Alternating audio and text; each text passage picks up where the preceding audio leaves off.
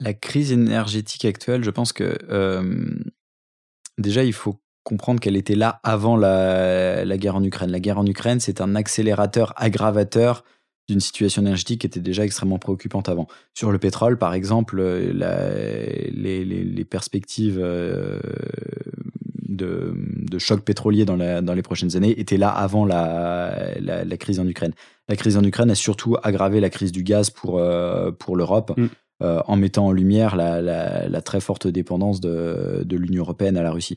40% du gaz importé dans l'Union européenne vient de Russie, et donc ça donne des leviers à Vladimir Poutine.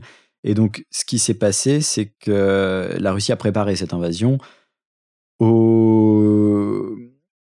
pendant le Covid, en 2020. Donc la demande énergétique a diminué, donc la Russie a diminué ses exportations vers l'Europe, c'est normal.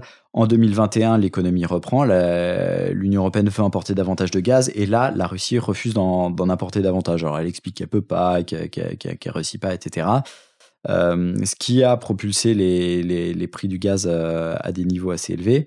En plus, ce qu'on constate, c'est que à l'été 2021, les stocks de gaz en Europe, dont certains étaient exploités par Gazprom, l'opérateur gazier russe, n'ont pas été remplis.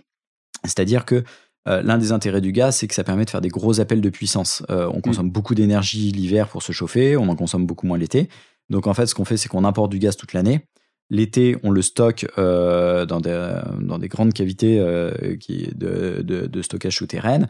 En France, c'est Storengy, une filiale d'Engie, qui gère ça. Dans certains pays, notamment en Allemagne, il y a des stocks qui sont gérés par Gazprom, D'accord.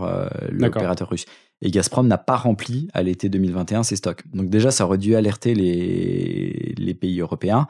Et donc l'hiver a été particulièrement difficile à passer, sachant qu'en plus, à la fin 2021, quatrième trimestre 2021, la Russie réduit encore ses approvisionnements gaziers à l'Europe. Donc déjà, nos stocks sont mal remplis, et la Russie serre encore la vis sur le gaz.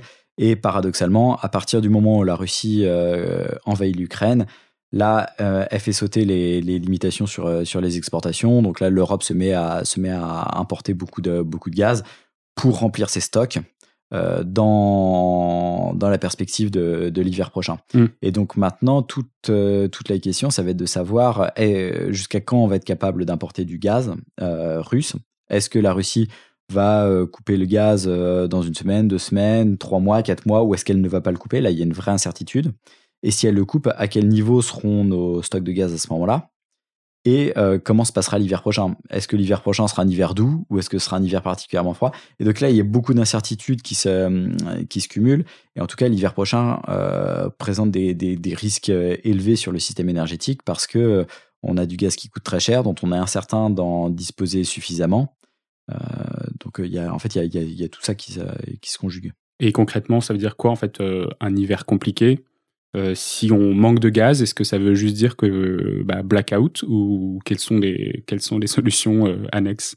Ça peut vouloir dire des coupures, mais ça veut surtout dire un envol du prix du gaz qui va entraîner une destruction de demande. C'est-à-dire que s'il n'y en a pas suffisamment, le prix va augmenter jusqu'à ce que la demande la demande se met toujours en face de l'offre. De toute façon, on ne va pas consommer plus de gaz que ce dont on dispose.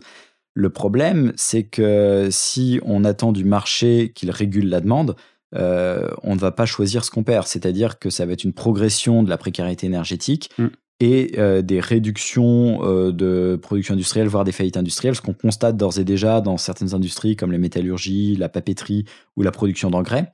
Et d'ailleurs, moins produire d'engrais, ça veut dire que le prix des engrais augmente, donc le prix des céréales augmente, et ça va entraîner des crises alimentaires dans un certain Mais nombre de ça, ce que pays. tu dis, c'est très simple. Ça veut dire qu'effectivement, s'il y a des industries qui ont des Mm. marges qui sont relativement limitées, si le prix de leurs matières premières ou de l'énergie qu'ils utilisent pour créer leur produit est supérieur à la rentabilité, ils mettent la clé sous la porte. Tout à fait, et c'est quelque chose de très préoccupant actuellement. Il y a 2 ou 3 semaines, la régie de transport public madrilène, donc le système de métro madrilène, a annoncé réduire de 10% la fréquence de ses trains, parce que sa facture électrique était passée de 120 000 € à 800 000 € par jour.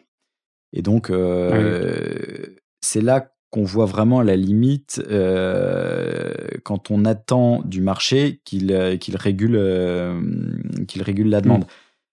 face à une pénurie d'une telle ampleur, à mon sens, il est du devoir des